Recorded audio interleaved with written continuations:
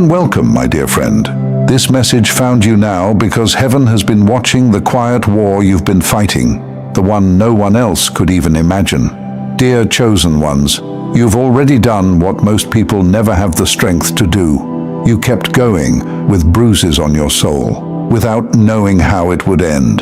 You carried your faith through exhaustion, through silence that seemed like emptiness, through moments where even prayer felt heavy.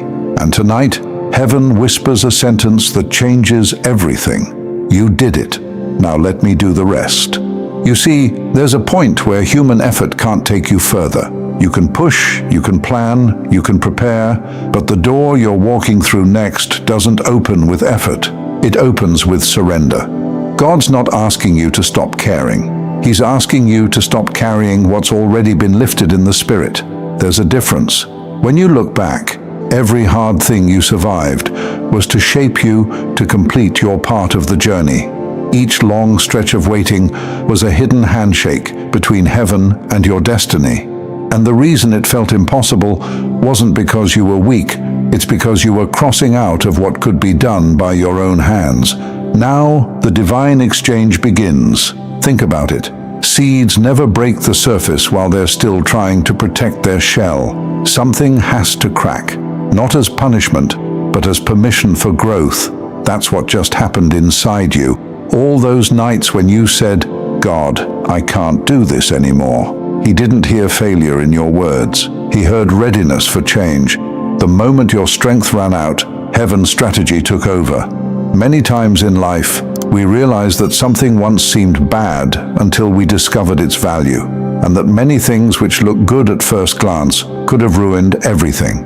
So this tiredness may feel like weakness or unworthiness, but in truth, it's a good thing. Because this is when you stop trying to control every aspect of life. You do what you can and let heaven do the rest. And one thing we both know is, He does it beautifully, in a way no human could ever imagine. You were never meant to finish this alone. You were meant to reach the edge of your ability so that God could show what His grace really looks like in motion. And before we go further, I just want to say thank you for every like, comment, share, and generous super thanks. You're helping these messages reach the souls that need them most, and it's more valuable than you know. See, the hardest part wasn't the pain. It was holding faith while everything looked faithless. It was loving people who misunderstood you. It was walking through endings that felt unfair, trusting that they were still divine. That was the test, not of obedience, but of trust. You've proven your heart could stay open in a world that taught you to close it. You've proven you could be gentle and powerful at the same time, and heaven hasn't looked away for a second. He saw it all. Now, God begins to rearrange the pieces you thought were lost forever. He's already working in rooms you'll soon walk into. He's shifting hearts in conversations you haven't heard yet. He's preparing blessings that will fit exactly where you once broke. Because the same places that hurt you will soon honor you, not as revenge, but as redemption. You may feel tired, but that's because the battle was long. The fatigue you feel is proof that you stayed until the miracle had no choice but to find you. So let your shoulders drop. You don't need to look for what's next. It's already on its way to you. Your only task now is to continue being this wonderful, aligned and worthy person you are today. You've felt it, haven't you? The moment you stopped forcing, you aligned with flow. The moment you stopped begging, you aligned with belief. And that's where God works best. Not through chaos, but through calm conviction. Remember this, you didn't lose time, you built foundation. And soon, when you feel the shift in your bones, it'll be the visible result of everything God's been preparing quietly while you were being faithful loudly.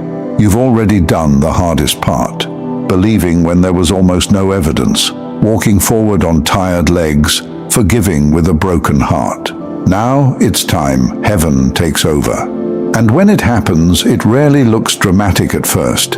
It begins quietly, in the same streets you've walked for years, with the same people, the same routines, but suddenly the air feels different. The weight you carried no longer clings to you the same way. You wake up, And for the first time in a long time, your spirit isn't asking how, it's whispering when. That's how divine timing feels, not like a thunderclap, but like calm certainty settling in your bones. You start to notice little things, a message that finds you at the exact moment you need it, a person who mentions something you were just praying about, a sudden peace where anxiety used to live. Those aren't coincidences, those are markers of heaven in motion. Dear chosen one, this is what happens when the divine takes over your story. God starts touching the things you thought were untouchable. He softens hearts that seemed stone. He reopens paths you had already grieved. He sends favor ahead of you. Because what's meant for you doesn't need convincing. It only needs your readiness. And you are so ready now. You've been trained by waiting, strengthened by disappointment, and purified by faith that didn't make sense on paper. Every no prepared you for this yes. Every closed door shaped the humility needed to walk through the right one with grace. You see, when you were asking for speed, God was building stamina. When you were asking for clarity, He was sharpening your discernment. And when you were asking for breakthrough, He was cultivating the strength to hold it once it came. That's what makes this season sacred. You're not being rescued, you're being revealed. Heaven doesn't just fix things for the chosen ones, it unveils what's already been built in private. All the times you wondered, was it worth it? You're about to see why it was. Because what's coming next doesn't require you to prove yourself. It only asks you to remain who you've become. You don't need to explain anything to anyone anymore. You don't need to defend your stillness. The same calm that once made people question you will soon make them come to you for guidance. There's something magnetic about someone who trusts divine timing, because people can feel when you're no longer running after this and that, when you've surrendered to something larger than strategy or luck.